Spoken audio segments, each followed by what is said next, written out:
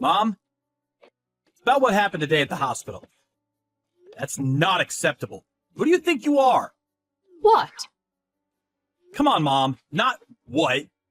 I'm obviously referring to you ranting and raving at my wife. Throwing around nonsense accusations like Jason ended up like this because of you, and it's all your fault at her. Nonsense. It's true, and you know it. If she hadn't been driving dangerously, you never would have gotten hurt. You're a paraplegic because of her. I told you that's not true.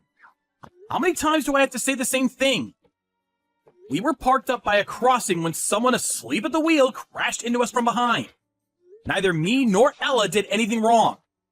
But if there was no accident, you'd still be a normal person, wouldn't you? I can't help but vent my anger. It's only natural. I'm your mother. A normal person? Are you saying I'm not a normal person? In any case, I need you to stop giving my wife a hard time. It wasn't her fault, and she feels awful enough without getting it in the neck from you. She got injured herself, you know. I don't give even 1/10 of a damn about someone else's kid. You're the one I'm worried about, Jason. You're my only boy. Someone else's kid? That's my wife you're talking about. Are you aware we're married? That makes her family. Family! Anyway, I'm fully capable of getting by and earning a living even if I'm in a wheelchair. So you really don't need to worry about me. Fine, have it your way. Oh, how ungrateful. To think I'm kind enough to worry about you, and this is the thanks I get.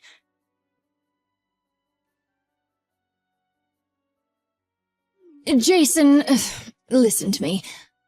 I had a long, hard think last night. And I decided it would be better if me and you never had anything to do with each other ever again.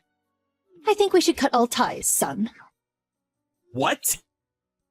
It's time to address the elephant in the room, son. You're a cripple. Living alone is going to be virtually impossible for you from now on. There's no hope of you being able to look after me when I'm old and infirm if you can't even look after yourself. Old and infirm? What? Basically, you're cutting all ties with me because I can't look after you when you're old. That's not the only reason. On top of that, I simply don't have enough time or energy to look after you.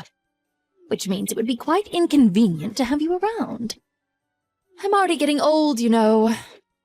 My knees creak, my hips ache. I'm no spring chicken. My plan is to live out my years getting by on your father's inheritance. That would be a lot easier for me if I had one less family member to worry about.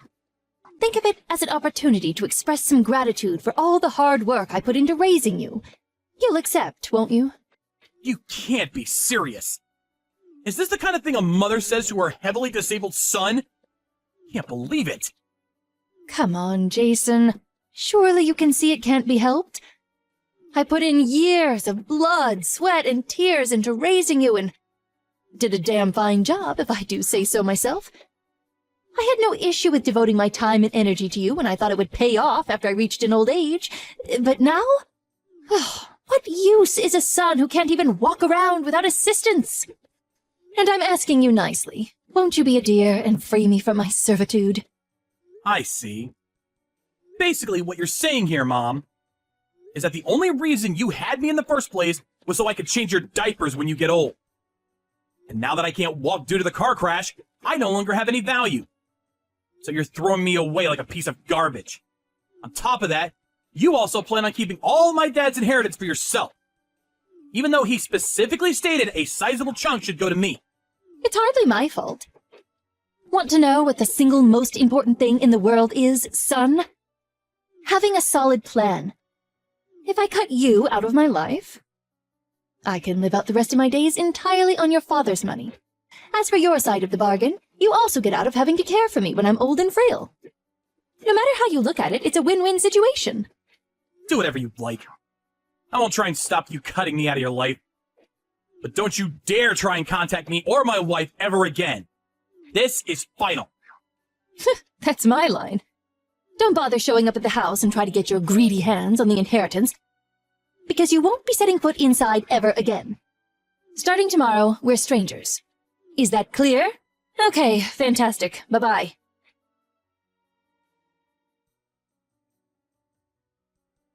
Jason! You came to the house today, didn't you? I warned you! Why did you take the fridge and TV? Give them back at once. Because they're my personal belongings that I paid for? I can't leave my stuff at your house forever. I gave the key to a close friend and had him stop by to pick them up. Oh, I told him to leave all the frozen stuff in a cooler box, so you're best off eating them ASAP before they spoil. I cannot believe you. I had no idea my son was so petty and small-minded. Oh, did I say son? Oh, my mistake. You're a stranger now, of course. Oh, it's fine, forget it. That fridge and TV were probably just second-hand junk anyway. I'll buy some shiny new ones with your dad's inheritance. So I don't need your junkyard scrap anyway. Sure. The fridge is a brand new Hitachi with touchscreen feature configuration and Wi-Fi connectivity.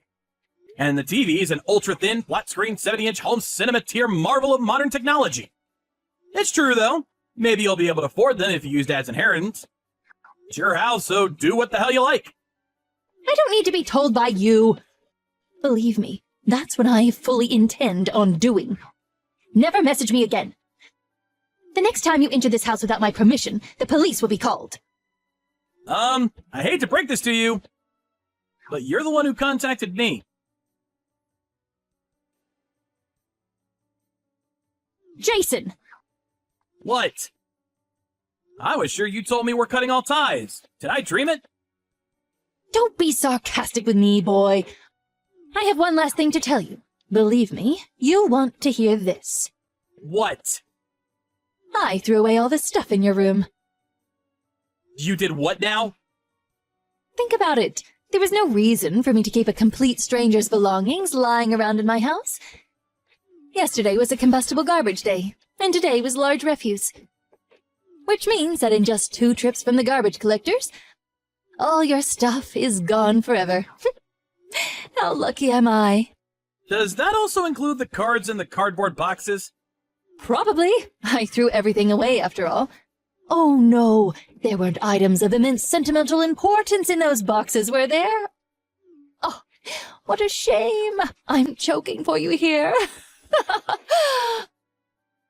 I'm so sorry. Tragically for you, though, I threw them out yesterday. So there's no way of reclaiming them now. I threw away your luggage, too. With this, the cutting of ties is complete. Now we really are complete strangers. Now, for one last time, never message me again.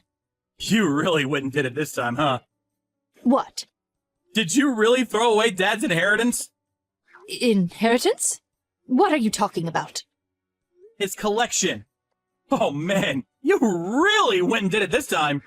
Each and every item in those boxes currently sells for somewhere in the vicinity of $400 to $1,600. He didn't own a single thing that wasn't worth something. Plus, he had absolutely tons of stuff. That stuff was worth tens of thousands of dollars in total. And that's a conservative estimate. I wouldn't be unreasonable to put the combined total at over $75,000. What? What are you talking about? You're lying. Those boxes are full of nothing but silly kids' games. Junk! There's a premium on junk like that in certain circles. They were only set to go up in value, too, since they're no longer in production. Go ahead. Try searching for expensive card game on the internet. You'll be surprised. Chances are the majority of results you'll get were the things in the boxes you just threw away. Wait, no, you were lying. You're lying, right? Tell me you are. Are you sure they weren't just replicas? If they were really so valuable, why didn't you have your friend take them when he was here for the fridge and TV? There was no way I could take them. Dad said they were part of your inheritance. He said he wanted them to go to you. What? You know how Dad had a bit of a hoarding habit? Well, before he died, he divided up all the stuff that could be sold at a decent price between the family and wrote it in his will. To me, he left all of the heavier, more unwieldy antiques. To you, he left the lighter, easy-to-sell card games. What? This is the first I've heard of it. Of course it is. Dad asked me to tell you in the event, and only in the event, that you were facing genuine financial hardship and struggling to get by. It's written in his last will and testament addressed to me. I can show you if you don't believe me. Now, I did plan on doing as he asked and was prepared to go through the necessary procedures if that time ever came. Oh my God. Good grief, Mom. I wouldn't have guessed in a million years you'd toss everything out. Me or the cards. It's not a total loss, though. I plan on taking good care of all the antiques Dad gave me, at the least. Jason! You get yourself down to the landfill and start digging through the trash at once. What? No way! I'm in a wheelchair. That's impossible. But you said that stuff was worth $75,000. You might still make it if you go now. Hurry up! Move! I don't think so. You said you tossed them out yesterday, so they've probably all been crushed by now. Don't get clever with me, boy. I know. I'll make you an offer you can't refuse. If you come back with the $75,000 worth of cards, I'll allow you back into this family. Not just that, but I'll even look after you. Sorry to disappoint you, but like I already told you, I don't need looking after. What are you talking about? You're a wheelchair-bound cripple, for heaven's sake. How can someone like you live on their own? I'm not alone. I have my wife. Anyway, do you even know what my job is? I create plastic models. I receive commissions and then create prototypes for dolls, figures, and models, which is why I don't need to walk to earn a living. What? Does that mean getting crippled in the accident has no effect on your salary? How many times have I told you at this point? 5? 10? Damned if I know. What kind of mother doesn't know what their own son's job is? Do you have that little interest in me? Really? You do that? That's great news, son. Oh, wow. Am I your son again now? That sure is convenient, huh? There's just one problem. I don't consent to this rekindling of ties you seem to be assuming is taking place. We're strangers now, and we always will be. Jason! How can you be so cold towards your mother? Have you no heart? Despite me being so lonely, what with your father gone and all, how horrible. Jason, my boy, won't you be a darling and come back to the house today? Let's have some supper together. I'm not eating with you. Don't be ridiculous. There seems to be a small contradiction between cutting all ties with me and then inviting me over for supper to play Happy Families. Jason, please. This wasn't an easy decision for me to make, you know. I only did what I did because I was filled with anxiety about the future. I'm sure you were. I had a feeling to that effect, which is why I intentionally left only the card games behind. You're the one who threw them all out solely because you made the mistaken assumption they were guilty of the crime of belonging to me. To be honest, I'm more sick of you than I am sympathetic. I've got an idea. Won't you be a dear and give me all the antiques your dad left you? I don't mind if they're heavy. What? Why would I do that? Why would I give you the things Dad explicitly said he wanted to go to me? I won't even be selling them anyway. Those antiques were part of Dad's cherished collection, and they were really important to him. All the more reason to hand them over. They'd be far more valuable if I sold them. I could use them to get by on. What use are they as decorations for your apartment? They'd be nothing but clutter. It's what your father would want, Jason. You know it's true. I could explain in explicit detail why you're wrong, but you probably wouldn't even understand. Anyway, I have absolutely no intention of giving you any of his stuff, nor do I ever want to live with you again. I'm gonna stop replying to your messages soon. How can you be so insensitive? Oh, I've had it with you. Fine, I don't need you. I still have some savings in my bank account. That's great. Since you've been so heavily reliant on Dad's inheritance all this time, you must have saved up about $75,000 by now, right? What does my bank balance have to do with you, boy? If I did have that much, I'd be able to live off it for the rest of my life. Do you seriously think that'd be enough to see you through the rest of your days? What? 75,000? Of course it would. With your current lifestyle, you're eating through at least $15,000 a year. Doesn't take a genius to figure out you're only going to be able to keep that up for 5 more years. You could afford to have a higher standard of living when Dad was still around. But there's no way your current lifestyle is sustainable. What's your point? Are you saying I need to tighten my belt and save up more? No chance. You can't stop me buying the things I want. Listen. Want to know what the simple, most important thing in the world is? Having a solid plan.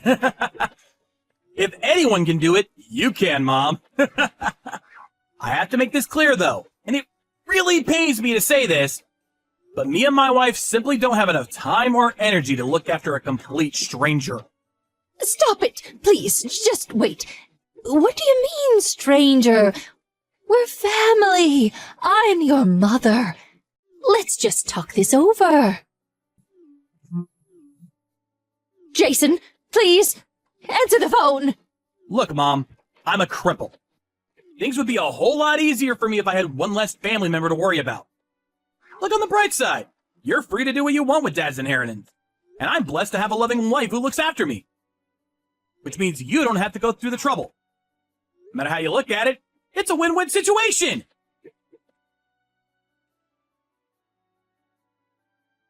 Apparently after that, much to my astonishment, my mom ran to the landfill on her own and entered illegally by climbing over the back fence in a frenzied panic. When she was brought to my apartment in the back of a police car, she was covered head to toe in garbage juice. It smelled something like a mixture between sewage and rotting flesh. Of course, being strangers now, I firmly rejected my responsibility and sent her back on her way with those 2 unfortunate policemen who had to tolerate the stench. She was driven back to her house ranting and raving like a lunatic. It was what happened over the next few days that shocked me the most. Me and my wife got back from a day out to find someone had been rummaging through our belongings and made a total mess of the place. When I confronted my mom, she confessed to sneaking into the apartment and turning the place upside down in an attempt to find my dad's antiques. Thankfully, her search was in vain because my wife's parents very kindly agreed to let us keep everything at their place for a while. However, my patience had reached its limit. We enlisted the help of a lawyer through a recommendation from my stepdad. When we went over to warn her that we'd take legal action if she ever pulled anything like that again, my mother, tragically ignorant of the world, immediately became timid and backed down. And she hasn't bothered us since. I do have a feeling she'll probably try to get in touch with me again after a little while. So me and my wife are currently making preparations to move on the down low. I already bought a new cell phone, which means that by the next spring, we finally will be strangers once and for all.